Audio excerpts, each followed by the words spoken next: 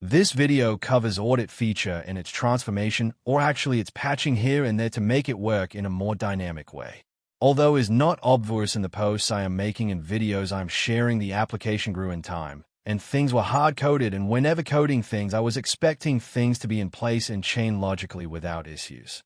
The reality is different though, because when building like that and introduce a change like my attempt of giving the user the ability to use feature from scratch, you realize you had plenty of code that was working because you had something after that. You created something else that you need. Chains or data retrieval for these features was not tied to user enabling it. It was tied to user selecting the control and using it. There were other things too, but let's go back to the video and today's post.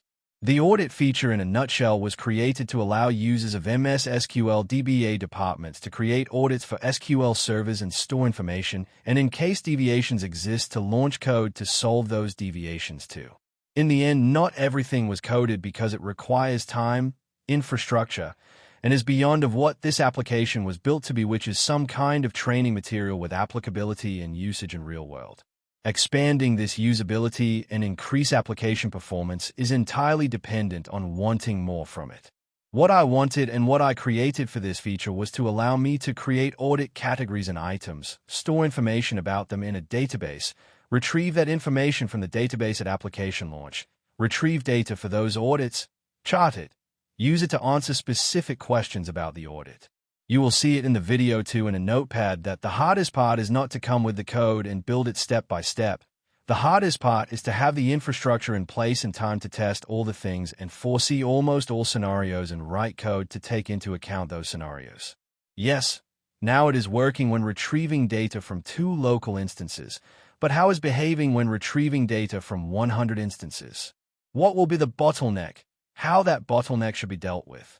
Hard coding specific number of allowed instances, specific schedules based on the number of instances you will add for specific data retrieval, creating code that check what was executed and what response time was for those executions, and provide messages saying that retrieving 100 rows from 100 instances every 5 seconds might not be appropriate for the hardware your application is running under.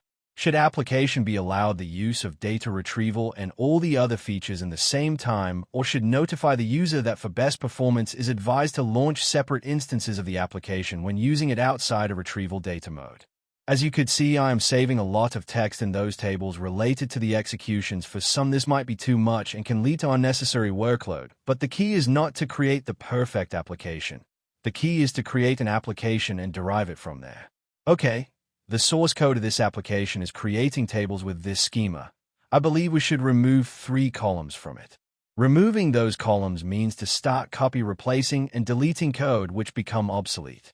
How fast this can be done? It depends from person to person, team to team, but when you know that there is nothing you can break and this application is your playground, everything seems possible and at your fingerprints. I could have chosen to use queries for this video which would have been already written or generated using ChatGPT, but I wanted to use other feature of the application to do it, to show other of the application features which I started to work in the past with the main goal of having almost everything a MS SQL DBA needs in one single place. Now you can feed some schema of your table in ChatGPT and ask him to provide you a select statement pivoted by something. Those are nothing more than what I am showing here when I generate the pivot query. In the background, I am using a template query with specific placeholders which I am replacing at runtime based on user selections. Nowadays, these selections are now received using text or voice, which is translated to text, but if I want to obtain something similar, I could tie specific column names to checkboxes, checked events, and have that select being generated by human voice and not by human screen interaction. I am far from understanding AI and what it actually do, but from all the videos I have seen till now, AI is just taking advantage of voice recognition and mapping it to API calls, which are just calling code which was previously written for user interaction, but lately all software providers started to hook into their application more logic, which allows those interactive mouse user interactions to be mapped to text, or specific meaning of the text. For the remaining of the video, you will see me just playing with the queries and charts, trying to come up with a query for charts that will make more sense and will really help putting value behind the data I have chosen to use for that specific audit.